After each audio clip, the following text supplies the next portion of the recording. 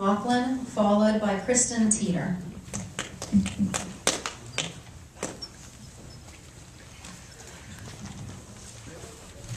Kevin McLaughlin, Sword.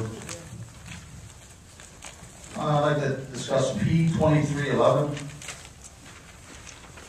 Do you have a number of teachers that are looking at taking that incentive, or is there a reason why we're offering it at this time? Kevin, it appears that there will be 7 less teachers needed next year, so in an effort to try to keep a couple of our younger teachers, we're going to offer, there's about 8 people that are eligible for 30 years of service or age 59. I just know in the past, Bruce, that it came back to bite us a couple of times in the early retirement with the benefit package being paid to the teachers long term. We're in a budget crisis right now, and now we're offering teachers benefits for a certain period of time. It just doesn't seem very fiscally responsible.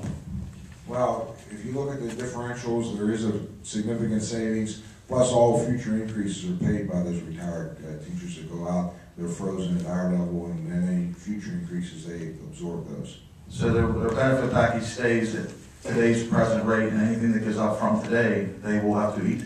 That's correct. And you ran those numbers. I mean, the difference between the wages anymore, it's not as big of a difference as it was when you had a teacher that was making $18,000 and the top teacher was making $50 or $50 or $60.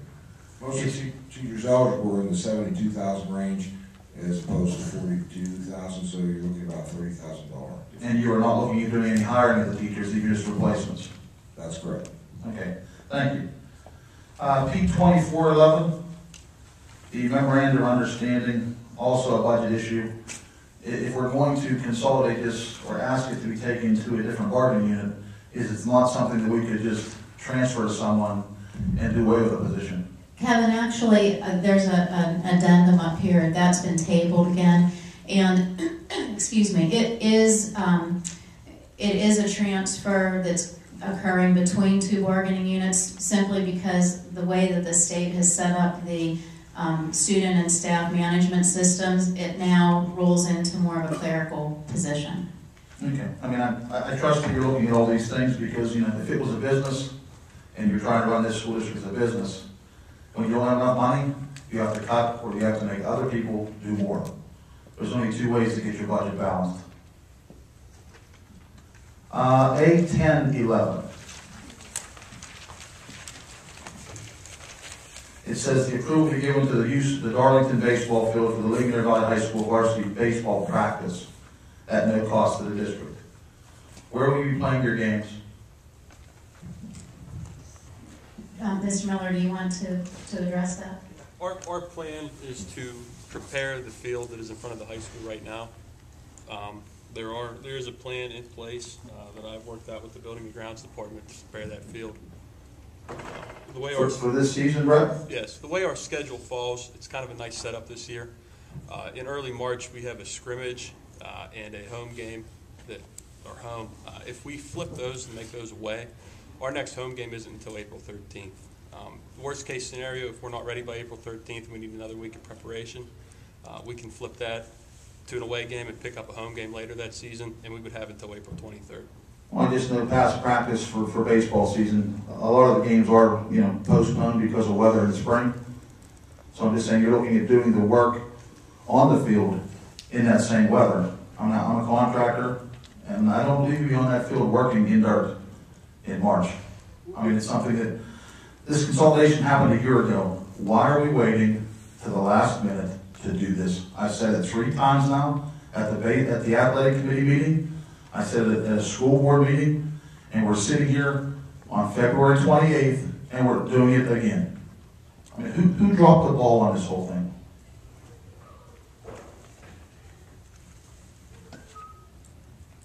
If we can't get this right, we're talking about a $28 million budget.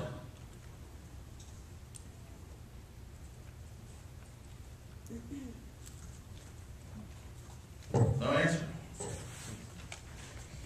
I mean, you wonder why we get frustrated and why we keep asking the same questions? Because you never answer.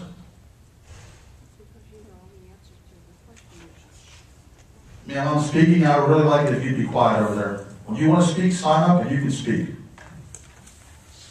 I've been to enough meetings with you speaking. No answer on that. It's February 28th, 2011. We're playing baseball next week, and we still don't know we're going to play our games.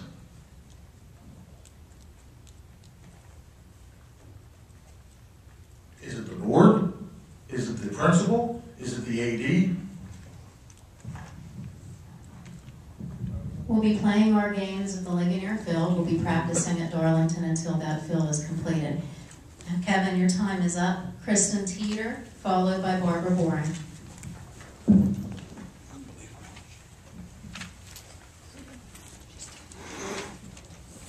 Kristen Teeter, New Florence. Mine is more just a comment. You closed our school, you put our children on buses for 20 miles one way, you devalued our properties, and now you ask us to pay 16.5 mils for your actions. Why didn't you just close the LVE, move it into the LVMHS, move the marker building to Ligonier High School, and sell the administration building? You would have reduced the cost and kept all of our children in our own communities. And who is going to be mowing the grass and all that at the Darlington? Is that the responsibility of our maintenance, or is that taken care of? That's taken care of. So we have absolutely zero cost besides busing the kids to Darlington? That's correct. Okay, thank you. Barbara Boring, followed by Dean Banco.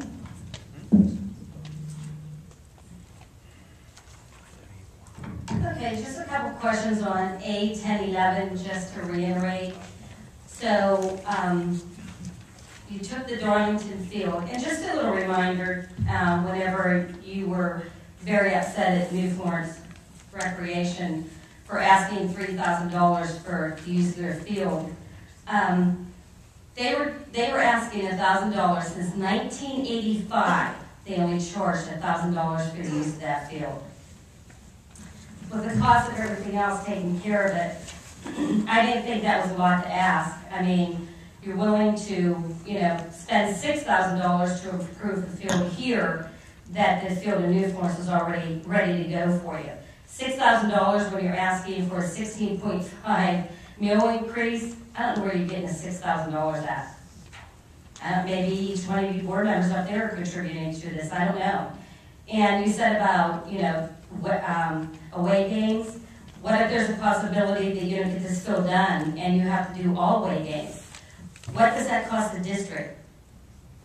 With the bus transportations, you have to transport these students to the baseball games. What's that going to cost? There's an added cost to this district that we don't have the money now. As Kevin said, you've had a year. And you're not thinking, you're all sitting up there just, your head's down, not looking, not even acknowledging people. And then, as he says, you wonder why we get frustrated. Come on, we need some answers from you people. You people need to step up to the plate and start giving us some of these answers.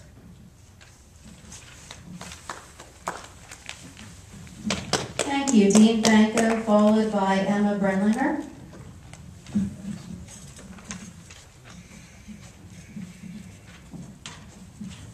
All right, my first question is, P 2311, how many teachers did you say that's going to affect?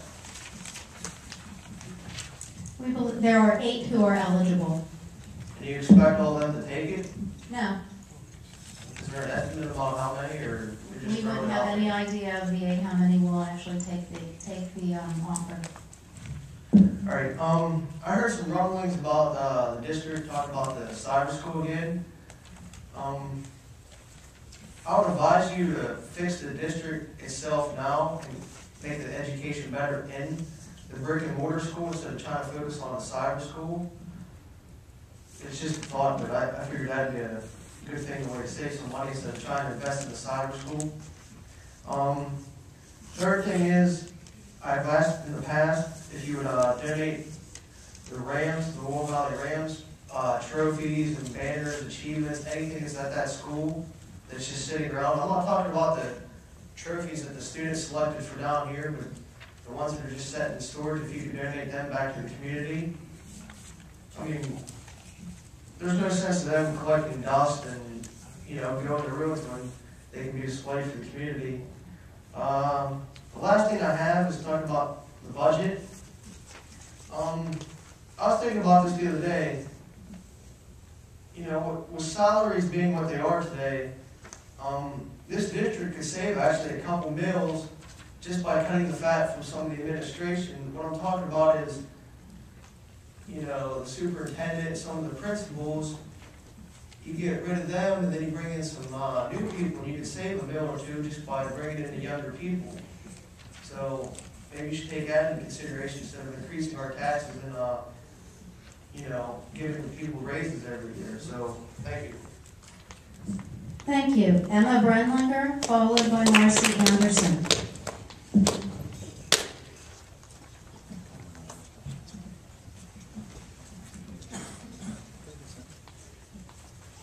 Hi, I just want to interrupt that I am completely against the increase of tax millage that you want. I would like the board to show me where the money is they saved from closing Laurel Valley. Where's the money going to go? Okay, the Marcellus Shell hasn't disappeared. Is there going to be any more money from it when they decide to dig their gas wells? I know they're putting a pipeline in Fairfield Township. There's money that's going to be raised that way.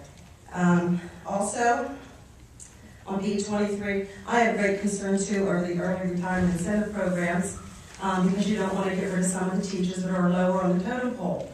Well, it would be my understanding that to give them their retirement, their salaries would remain close to the same.